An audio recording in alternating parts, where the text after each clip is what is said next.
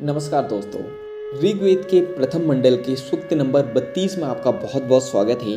आज हम लोग पढ़ने वाले हैं सूक्त नंबर 32 देवता इंद्र। तो चलिए शुरू करते हैं।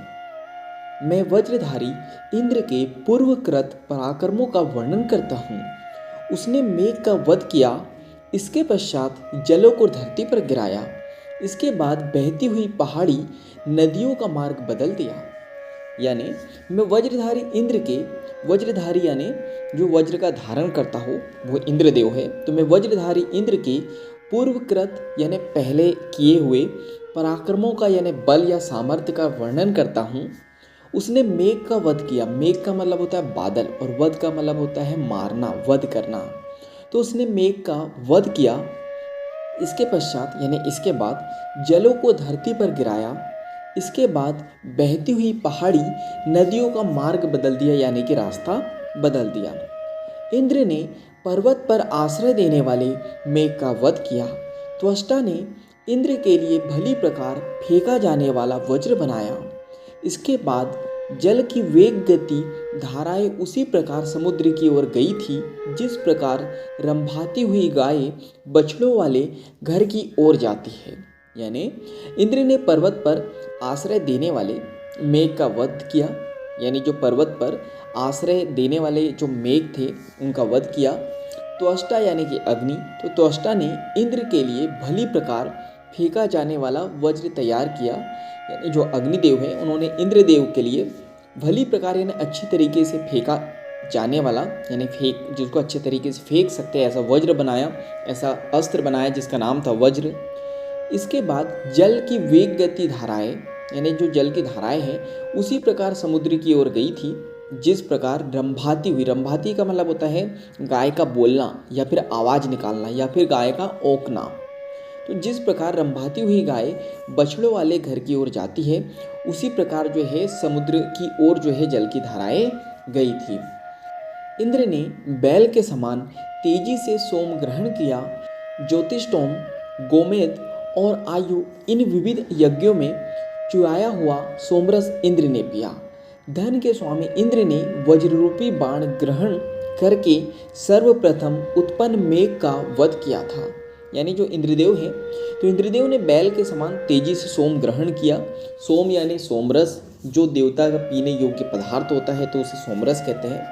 तो इंद्रदेव ने बैल के समान तेजी से सोमरस को ग्रहण किया था। ज्योतिष्टोम, गोमेद और आयु इन विविध यानी कि अलग अलग प्रकार के जो यज्ञ थे तो इन यज्ञों में चुराया हुआ यानी कि इन यज्ञों से प्राप्त सोमरस को इंद्रदेव ने पिया था। धन के स्वामी इंद्र ने वज्ररूपी बाण ग्रहण करके, यानी जो इंद्रदेव हैं उन्होंने जो वज्र के समान बाण है उसको ग्रहण करके सर्वप्रथम यानी सबसे पहले उत्पन्न मेघ का वध किया था यानी कि उनकी मृत्यु की थी। हे इंद्र, जब तुमने प्रथम उत्पन्न मेघ का वध किया था तभी मायाधारियों की माया भी समाप्त कर दी थी। इसके पश्चात तुमने सूर्य, आकाश एवं उषा को प्रकाशित किया था। इसके बाद तुम्हारा कोई शत्रु दिखाई नहीं दिया। यानी हे इंद्रदेव, जब तुमने प्रथम यानी सबसे पहले उत्पन्न मेघ का वध किया था, उनकी मृत्यु की थी, तभी जो मायाधारी थी उनकी माया भी समाप्त हो गई थी। इसके पश्चात यानी इसके बाद तुमने सूर्य, आकाश एवं उषा, उषा का मतलब होता है सुबह की पहली किरण, जब अंधेरा रहने पर भी सूर्य की लाली हमें दिखाई देती है तो उसे उषा या प्रभात कहते हैं। तो तुमने सूर्य, आकाश एवं उषा को प्रकाशित किया था। इसके बाद तुम्हारा कोई भी शत्रु दिखाई नहीं दिया था, यानी इसके बाद कोई भी दुश्मन तुम्हारा दिखाई नहीं दिया था। इंद्र ने संसार में अंधकार फैलाने वाले शत्रु को महाविनाशकारी वज्र द्वारा हाथ काट कर मारा था। जिस प्रकार कुल्हाड़ी से काटी हुई शाखा गिर पड़ती है उसी प्रकार व्रत धरती पर सोया हुआ था। यहाँ पर हमें बताया गया है कि इंद्रदेव ने जितने भी दुश्मन थे, शत्रु थे, जो इस दुनिया में, इस संसार में अंधकार फैला रहे थे, उन्हें महाविनाशकारी वज्र द्वारा हाथ काट कर मार दिया था।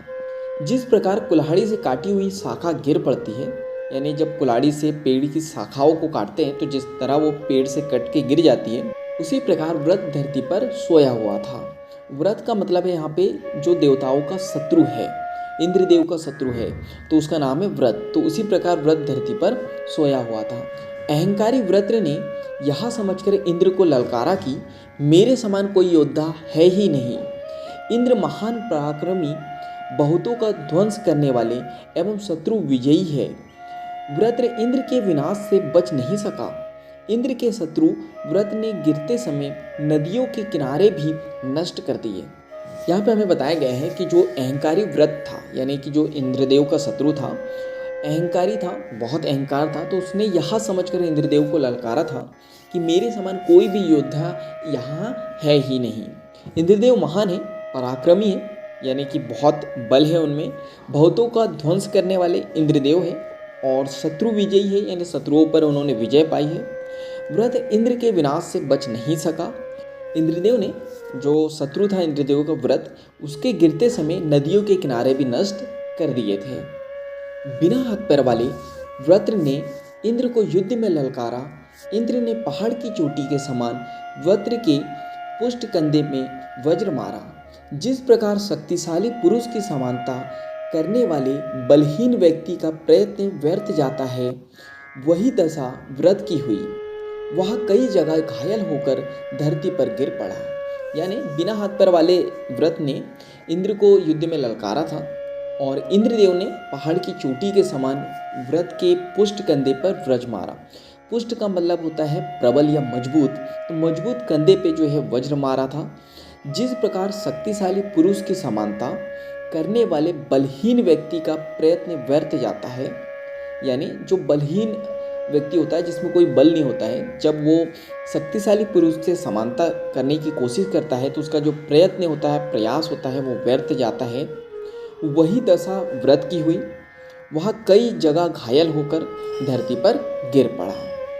सुंदर जल धरती पर पड़े हुए वृत्र को लांघकर उसी प्रकार आगे जा रहा है जिस प्रकार सरिता टूटे हुए किनारों को पार करके बहती है। वह जीवित अवस्था में अपनी शक्ति से जिस जल को रोके हुए था, उस समय वह उसी जल के नीचे सो गया। जैसा हमें यहाँ पे बताया गया है, जो सुंदर जल है धरती पर पड़े हुए वृत्र को लांघकर उसी प्रकार आगे बढ़ रहा है जिस प्रकार सरिता टूटे हुए किनारों को पार करके बहती है। सरिता का मतलब होता है नदी या धारा। तो जो वृत्र है धरती पर पड़ा हुआ है, तो जिस प्रकार सरिता टूटे हुए किनारों को पार करके बहती है, उसी प्रकार सुंदर जल भी जो है धरती पर पड़े हुए वृत्र को लांघकर बह रही है। वह जीवित अवस्था में अपनी शक्ति से जिस जल को रोके हुए था, इस समय वह उसी जल के नीचे सो गया है। यानी जब वृत्र जीवित था तो उसने अपनी शक्तियों से जल को रोका हुआ था, लेकिन अब इस समय वह उसी जल के नीचे सोया हुआ है। वृत्र की माता वृत्र को इंद्र के प्रहार से बचाने के लिए तिरछी होकर उसके शरीर पर गिर पड़ी। इंद्र ने वृत्र की माता के नीचे के भाग पर वज्र मारा। उस समय माता ऊपर और पुत्र नीचे था। जिस प्रकार गाय अपने बछड़े के साथ सो जाती है, उसी प्रकार वृत्र की माता दनु सदा के लिए सो गई। तो हमें यहाँ पे बताया गया है, जो वृत्र जो दानव था, राक्षस था, जो उसकी माता थी, वृत्र को इंद्र के प्रहार से बचाने के लिए तिरछी हो गई और उसके शरीर पर गिर पड़ी। इंद्र ने वृत्र की माता के नीचे के भाग पर वज्र मारा।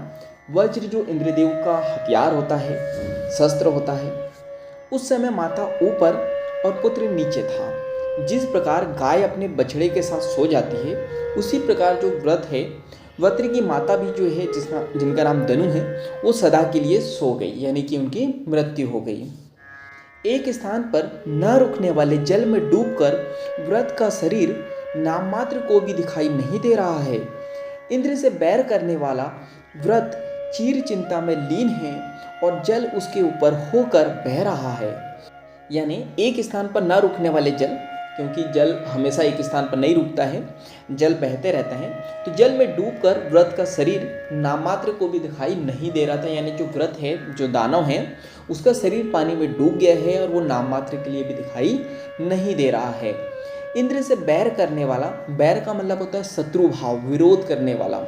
तो इंद्र से बैर करने वाला वृत्र चीर निंद्रा में, चीर का मतलब होता है लंबे समय के लिए, निंद्रा का मतलब होता है नींद, तो लंबे समय की नींद में लीन हो गया, यानी कि लंबे समय के लिए सो गया है और जल उसके ऊपर होकर बह रहा है। जिस प्रकार धनी नामक असुर ने गायों को गुफा में बंद कर दिया था, उसी प्रकार वृत्र द्वारा रक्षित उसकी जल रूपी पत्नियां भी निरुद्ध थी। जल बहने का मार्ग भी रोका हुआ था। इंद्र ने व्रत को मारकर वह द्वार खोला। तो यहाँ पे हमें बताया गया है कि जिस प्रकार जो धनी नामक असुर था, तो उन्होंने जो है गायों को गुफा में बंद कर दिया था, उसी प्रकार व्रत द्वारा रक्षित, यानी जो व्रत दानव हैं उसके द्वारा रक्षित उसकी जो जल रूपी पत्नियां थी, यानी जल के रूप के समान जो पत्नियां थी, वो भी निरुद्ध थी। निरुद्ध यानी कि रोकी हुई थी। जल बहने का मार्ग उन्होंने बंद कर दिया था, रोका हुआ था। इंद्र ने व्रत को मारकर वह द्वार भी खोल दिया। हे इंद्र, सभी आयुधों के प्रहार में अद्वितीय वृत्र ने जब तुम्हारे वज्र के ऊपर प्रहार किया था, उस समय तुम घोड़े की पूंछ के समान घूमकर उसे बचा गए थे। हे सुर, तुमने पणि द्वारा पर्वत गुफा में छिपाई हुई गायों को जीता तथा सोम को भी जीत लिया। तुमने 7 नदियों का प्रवाह बाधाहीन कर दिया। यानी यहाँ पे हमें बताया जा रहा है, हे इंद्रदेव, सभी आयुधों के प्रहार में, आयुधों का मतलब होता है शस्त्र या अस्त्र, तो सभी आयुधों या फिर शस्त्रों के प्रहार में अद्वितीय यानी कि यूनिक वृत्र ने जब तुम्हारे वज्र के ऊपर, वज्र जो इंद्रदेव का शस्त्र होता है, तो जब अद्वितीय वृत्र ने जब तुम्हारे वज्र के ऊपर प्रहार किया था, तो उस समय तुम घोड़े की पूंछ के समान घूम करके उसे बचा गए थे। यानी कि जब वृत्र ने तुम्हारे ऊपर प्रहार किया था तो तुम उसे बचा गए थे। हे सूर, हे इंद्रदेव, तुमने पणि द्वारा पर्वत गुफा में छिपाई हुई गायों को जीता तथा सोमरस को भी जीत लिया। यानी जो गुफा में छुपाई हुई गाय थी उन्हें भी जीता, और साथ में जो सोम होता है, सोम का मतलब होता है सोमरस, जो देवताओं का पीने योग्य पदार्थ होता है, तो उसे भी जीत लिया। तुमने 7 नदियों का प्रवाह बाधाहीन कर दिया। यानी जो 7 नदी थी उनका जो प्रवाह था, यानी जो वो बहती थी, वो बाधाहीन कर दिया। यानी वो अब अच्छे से बहने लगी, उसमें कोई भी बाधा नहीं रही। अब जिस समय इंद्र और वृत्र परस्पर युद्ध कर रहे थे, उस समय वृत्र ने माया से जिस बिजली, मेघ गर्जन, जल वर्षा और असनी का प्रयोग किया था, वे इंद्र को नहीं रोक सके। इसके साथ ही इंद्र ने वृत्र की अन्य मायाओं को भी जीत लिया। तो यहाँ पे हमें बताया गया है, जिस समय इंद्रदेव और वृत्र परस्पर युद्ध कर रहे थे, यानी कि लगातार युद्ध कर रहे थे, उस समय वृत्र ने माया से, यानी जो वृत्र दानव था, उसने अपनी माया से बिजली, मेघ गर्जन, मेघ गर्जन का मतलब होता है बादल का गरजना, जल वर्षा और असनी, असनी का मतलब होता है विद्युत, यानी कि एनर्जी, ऊर्जा का प्रयोग किया था। वे इंद्र को नहीं रोक सके। इसके साथ ही इंद्र ने वृत्र की अन्य मायाओं को भी जीत लिया। हे इंद्र, वृत्र को मारते समय तुम्हारे मन में कोई भी भय नहीं हुआ। उस समय तुमने सहायक रूप में किसी भी वृत्र हंसा को नहीं देखा था। तुम निडर बाज पक्षी के समान शीघ्रता से 99 नदियों को पार कर गए थे। यानी हे इंद्रदेव, व्रत को मारते समय तुम्हारे मन में कोई भी भय नहीं हुआ। यानी जब तुम व्रत को मार रहे थे, तुम्हारे मन में कोई भय नहीं था, कोई डर नहीं था। उस समय तुमने सहायक रूप में किसी भी व्रत हंसा को नहीं देखा था। यानी जो व्रत की सहायता कर रहा था, तो किसी को भी नहीं देखा उस समय तुमने, और तुम निडर यानी बिना डरे बाज पक्षी के समान शीघ्रता से, यानी कि जल्दी से 99 नदियों को पार कर गए थे। वज्र को मारकर वज्रधारी इंद्र स्थावर, जंगम, सिंह रहित और सिंह वाले पशुओं के स्वामी बने। इंद्र मनुष्यों के भी राजा बने। जिस प्रकार पहिए के अरी नेमी में स्थित रहते हैं, उसी प्रकार इंद्र ने सबको धारण किया। यानी व्रत को मारकर वज्रधारी इंद्र, वज्रधारी इंद्र का मतलब होता है जो वज्र का धारण करने वाले हैं। तो इंद्रदेव का जो शस्त्र है वो वज्र है, तो इंद्र जो है वज्रधारी है। तो व्रत को मारकर वज्रधारी इंद्र स्थावर यानी कि जमीन, स्थान, जंगम यानी चलने फिरने वाला, तथा सिंह रहित यानी बिना सिंगों वाला और सिंह वाले पशुओं के स्वामी बने। इंद्र मनुष्यों के भी राजा बने। और जिस प्रकार पहिए के अरी, अरी का मतलब होता है पहिए की डंडी, और नेमी का मतलब होता है पहिए का घेरा। तो जिस प्रकार पहिए के अरी नेमी में स्थित रहते हैं, उसी प्रकार इंद्र ने सबको धारण किया। जिस प्रकार पहिए के अरी, तो अरी का मतलब होता है पहिए की डंडी, और नेमी का मतलब होता है पहिए का घेरा। तो जिस प्रकार पहिए की अरी नेमी में स्थित रहते हैं, उसी प्रकार इंद्र ने सबको धारण किया। तो यहाँ पे सूक्त नंबर 32 समाप्त होता है। आज के लिए इतना ही। धन्यवाद।